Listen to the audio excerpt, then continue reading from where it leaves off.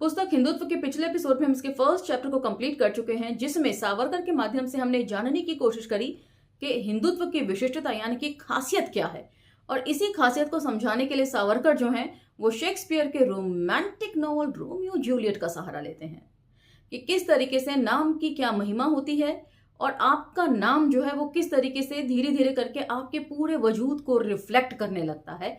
उसी तरीके से हिंदुत्व भी जो है उसे एक सामान्य शब्द मानने की भूल नहीं हमें करनी चाहिए। उससे बहुत सारी चीजें एसोसिएट हैं और बहुत सारी चीजें जो है वो रिफ्लेक्ट करता है हिंदुत्व। उसके बाद अंत में वे चर्चा करते हैं कि हिंदू धर्म जो है वो हिंदुत्व शब्द से ही निकला हुआ एक रूप है, लेकिन बावजूद इसके हिंदुत्व और हिंदू धर्म दो अलग अलग चीजें हैं। उनके भेद को वे डिस्कस करते हैं।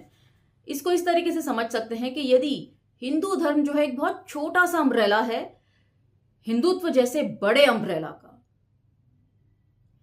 उसके बाद वो बहुत सारी चीजें और भी बताने की कोशिश करते हैं, लेकिन कहीं पर भी उन्होंने कोई डेट मेंशन नहीं करी है। रेफरेंस में फुटनोट में जितने भी रेफरेंसेस हैं उसमें किसी भी बुक का नाम मेंशन नहीं है। बस ऐसा लगता है कि जैसे उनके मन की बात चलती चली जा रही है, उनके मन में जो आ रहा है उसी को वो रिफ्लेक्ट कर रहे हैं पुस्तक में बिना किसी रेफरेंस के। तो यहां तक तो फर्स्ट चैप्टर में हमने पढ़ लिया था और आज से हम इसके सेकंड चैप्टर को लेंगे। तो चलिए मेरे साथ। जय भीम, मैं शालिनी और आप देख रहे हैं अंबेडकर नामा। इसके सेकंड चैप्टर का टॉपिक है सप्त सिंधु से प्रथमतः उदय होने वाला आर्य राष्ट्र। ये काफी इंपॉर्टेंट चैप्टर है और कुछ कुछ अंग्रेजी की कहावत if you can't convince them confuse them की तर्ज पर आधारित लगता है। ये जैसे जैसे हम चैप्टर में आगे बढ़ेंगे हम इसमें 9 टॉपिक जो है वो कवर करेंगे। जैसे जैसे आप इन टॉपिक्स को सुनते जाएंगे और उसके तहत डिस्कशन करते जाएंगे तो हम जानेंगे कि किस तरीके से एक कंफ्यूजन क्रिएट करने की कोशिश करी है। इसमें सिर्फ 2 ही सूरतें हो सकती हैं। या तो सावरकर खुद बहुत कंफ्यूज थे, जैसा कि डॉक्टर अंबेडकर कहते थे वे नादान हैं, कंफ्यूज्ड हैं, या फिर उन्होंने ये सब कुछ सोच समझकर जानबूझकर कंफ्यूज करने की कोशिश करी है। ये तो चैप्टर पढ़ने के दौरान आप अच्छी तरह समझ लेंगे। तो चलिए मेरे साथ। सहसी आर्यों के दल ने, तो सेकेंड चैप्टर के पहले ही शब्द में स्पेलिंग मिस्टेक है। साहसी को गलती से सहसी छाप दिया गया है। साहसी आर्यों के दल में सिंधु तट पर आकर वहां रहना कब प्रारंभ किया तथा अपने यज्ञ की अग्नि सबसे पहले कब प्रज्वलित की, ये बताना आज की प्राचीन अनुसंधान की अवस्था में साहसपूर्ण कार्य होगा। आधुनिक युग में रहते हुए भी वे प्राचीन अनुसंधान की पद्धति का जिक्र कर रहे हैं। मिस्र देश के वासी और बेबीलोन वासियों द्वारा अपनी भव्य सभ्यता की निर्मित किए जाने से पहले भी सिंधु नदी के पावन तीरों पर, तो ये तीर जो हैं वो धनुष बाण वाले तीर नहीं हैं, ये तीर जो हैं नदी के तट हैं, रिवर बैंक्स। सिंधु नदी के पावन तीरों पर नित्य ही यज्ञ से सुगंधित धुएं के आकाशगामी वलय उठते ही रहते हैं। वलय, धुआं, बादल, धुएं के बादल। जब हम किसी चीज की आहुति देते हैं तो आपने अक्सर देखा होगा तेजी से जो है धुआं ऊपर उठता है बादलों के साथ। आत्मा की अद्वैत अनुभूति से प्रेरित मंत्र पठन की ध्वनि सिंधु की घाटियों में गूंज उठती। यह उचित ही था कि अपने उनके पौरुष तथा विश्व के गूढ़ आध्यात्म का विचार करने वाली उनकी प्रगल्भता की विशेषताओं के कारण एक महान तथा शाश्वत संस्कृति की स्थापना करने का सम्मान उन्हें प्राप्त हुआ। तो यहाँ प्रगल्भता शब्द का जो इस्तेमाल किया गया उसका मतलब होता है चतुरता, धृष्टता, चतुराई, वाक्पटुता। बहुत सारे इसके पर्यायवाची हैं जो आप गूगल पर सर्च भी कर सकते हैं यदि आपके पास व्याकरण नहीं है। और शाश्वत का मतलब तो अजर अमर जैसे हम बोलते हैं। अपने निकट के जाति बांधवों से, विशेषतः आर्याणवासी पारसिकों से आर्य कब संपूर्णतः स्वतंत्र हो गए तब सप्त सिंधु के पार अंतिम सीमा तक उनके उपनिवेशों का विस्तार हो चुका था। तो यहाँ आर्यणवासी, पारसिकों शब्द का इस्तेमाल किया गया है और गूगल पर सर्च करने पर इन दोनों ही शब्दों में से कोई भी शब्द अवेलेबल नहीं होता है।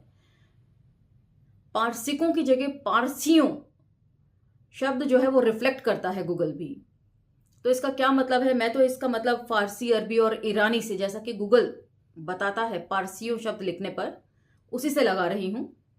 बाकी कोई भाषा के और ज़्यादा दिग्गज हों तो वो मेरा भी मार्गदर्शन कर सकते हैं।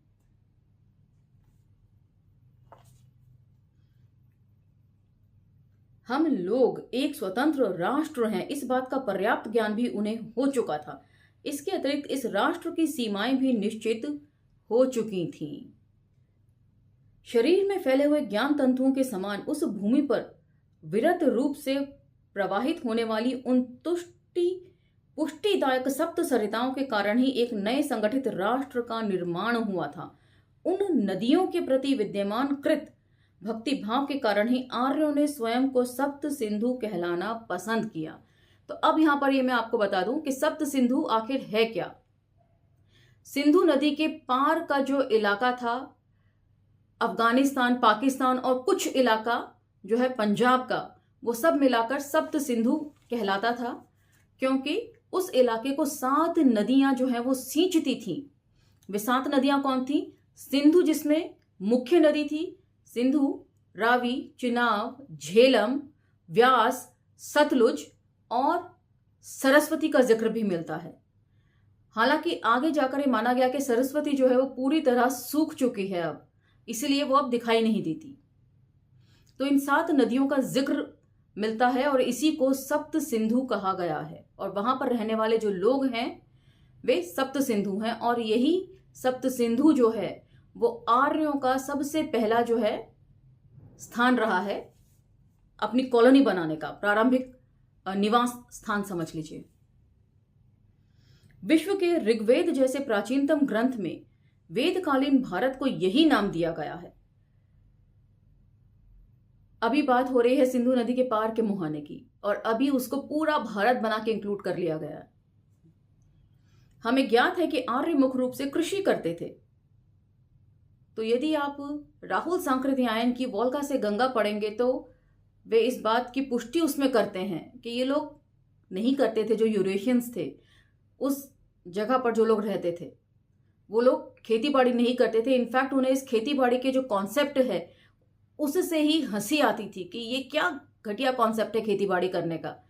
खेती बाड़ी करना शुरू करो और फिर वहीं पे अपनी कॉलोनीज बसा लो। तो समय समय पर मैं उसका जिक्र करती रहूंगी। उसकी जो चौथी कहानी है शायद पुरु, उसमें इस बात का जिक्र है कि वो लोग कृषि नहीं किया करते थे। अतः इन सप्त नदियों के प्रति उनके मन में कितना अवर्णनीय प्रेम तथा भक्ति भाव होगा, इसकी कल्पना हम लोग कर सकते हैं।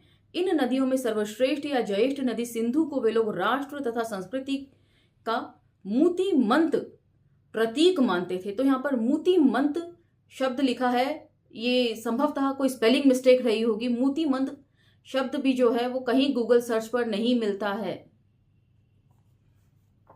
मिलता है तो मराठी के कुछ चीजों में सेंटेंस के अंदर मिला है मुझे। उसका क्या मतलब हो सकता है ये मुझे नहीं मालूम।